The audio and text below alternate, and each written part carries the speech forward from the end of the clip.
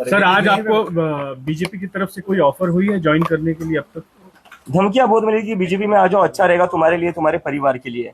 तो मुझे तो मतलब बहुत शर्म आती है कि इतने बड़े प्रधानमंत्री, इतने बड़े अमित शाह, उनके पोते की उम्र का मैं हूँ, उनके पोते की उम्र के बच्चों को इस तरह की धमकियां देते हैं।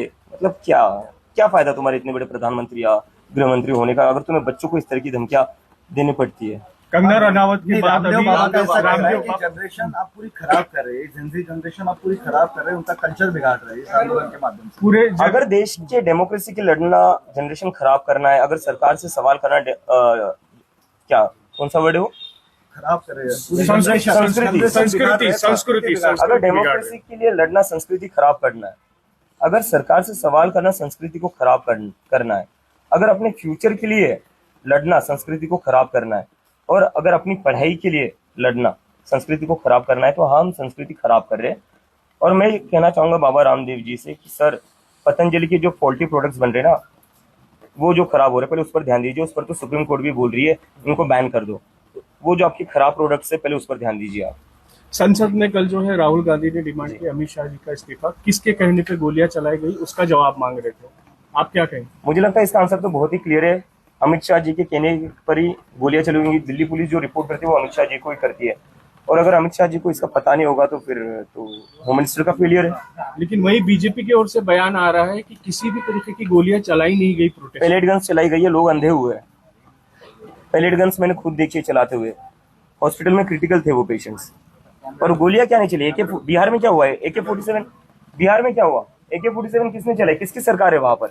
मतलब देश के बच्चों के ऊपर तुम AK-47 चला रहे हो। एक टाइम था इस देश में AK-47 चलाई जाती थी आतंकवादियों पर, अजमल कसाब पर। जब पार्लियामेंट पर अटैक हुआ था तब AK-47 चलाई जाती थी। आज AK-47 चलाई जा रही है स्टूडेंट्स पर।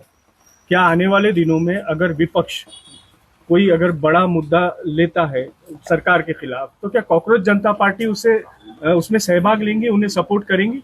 मुझे लगता है अभी सिर्फ विपक्ष ने, इस पूरे देश को एक साथ आने की जरूरत है। इस देश में जो लोकतंत्र है, जो चीजें चल रही है, अभी भी क्या हुआ, हमारा प्रोटेस्ट खत्म होकर कुछ दिन ही हुए, सरकार ने आश्वासन दिया था कि किसी भी स्टूडेंट्स को तंग नहीं करेंगे, लेकिन फिर भी स्टूडेंट्स के घर जाकर उनको धमका रहे हैं, उनको डिटेन कर रहे हैं, उनको अरेस्ट की धमकियां दे रही है। एक तरीके से लोगों की आवाज दबाने की जो कोशिश की जा रही है, उससे तो एक चीज साफ पता चलती है, ये सरकार डेमोक्रेसी में बिलीव नहीं करती है, लोकतंत्र में बिलीव नहीं करती है। इस सरकार की वजह से इस देश का डेमोक्रेसी और लोकतंत्र कमजोर हो चुका है। लोकतंत्र को बचाने के लिए, संविधान को बचाने के लिए सिर्फ विपक्ष नहीं, सभी लोगों को एक साथ आना पड़ेगा, और हम सब एक साथ आएंगे। विदेशी फंडिंग आपको हो रहा है, किया जा रहा है फंडिंग, मुझे लगता है अगर हमें विदेशी फंडिंग मिल रही है या हमें विदेश से कंट्रोल किया जा रहा है, तो ये तो अमित शाह जी का फेलियर है। फिर अमित शाह जी को भी रिजाइन देना चाहिए। इतने बड़े चाणक्य के होने के बावजूद विदेश से फंडिंग कैसे आ रही है, विदेश से कैसे कंट्रोल हो रहा है? सर, शिक्षा मंत्री पर प्रियंका गांधी ने जो बयान दिया उसके ऊपर आप क्या कहेंगे? बयान क्या था, मैंने सुना? उन्होंने कहा था कि प्रियंका गांधी ने कहा कि ये भी वैसे जिनको हटाया गया बस उनकी रिप्लिका है। हाँ, मतलब अब देखो बीजेपी में क्या है, उनके पास लोग भी तो नहीं है। अभी मैंने देखा वो शिक्षा मंत्री का कोई वीडियो वायरल हो रहा है, जहाँ पर वो जो गुजरात में बिल्किस बानो का रेप हुआ था, उसके रेपिस्ट का स्वागत कर रहे थे।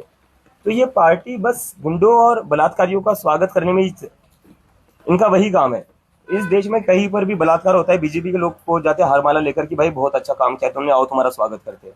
कुलदीप सेंगर तो इनकी ही पार्टी का है। ये पार्टी में बलात्कारी और गुंडों का ही स्वागत किया जाता है और उनको ही सम्मान मिलता है, और बाकी जो हम जैसे नागरिक हैं, हम जैसे जो स्टूडेंट्स है, उनके लिए पैलेट गन है, उनके लिए लाठी है, और बिहार में तो AK-47 भी निकाल दी।